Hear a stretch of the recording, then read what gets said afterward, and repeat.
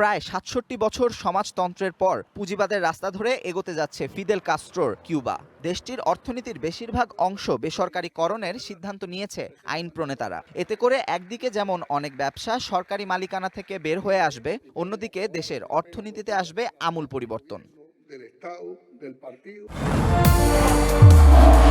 নির্মাণে number 1 Shah cement.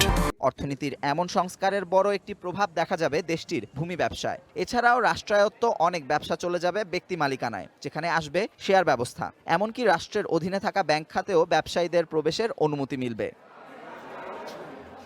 এরই মধ্যে পর্যটন, চিকিৎসা ও বিমান সহ বিভিন্ন সেবা খাতের কর্মকর্তারা বিনিয়োগের জন্য প্রচারে ব্যস্ত হয়ে পড়েছেন। তারা মধ্যপ্রাচ্য, ইউরোপ, নর্থ আমেরিকা ও আফ্রিকা সহ বিভিন্ন দেশের প্রতিনিধিদের সাথে আলোচনা চালিয়ে যাচ্ছেন। প্রথমবারের মতো দেশটি বিদেশি বিনিয়োগের জন্য প্রচার চালাচ্ছে।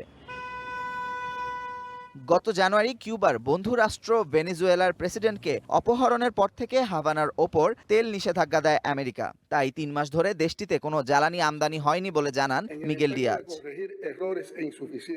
গত মার্চে জ্বালানির অভাবে দেশটির বিদ্যুৎ ব্যবস্থা সম্পূর্ণ ভেঙে পড়ে। এতে বিদ্যুৎ বিচ্ছিন্ন হয়ে পড়ে প্রায় ১ কোটি মানুষ, গতি হারায় স্বাভাবিক জনজীবন। এরপর থেকেই দেশটিতে দুর্ভোগ চলছে। নতুন এই পরিস্থিতির সাথে মানিয়ে নিতে চেষ্টা চালিয়ে যাচ্ছেন সাধারণ কিউবানরা।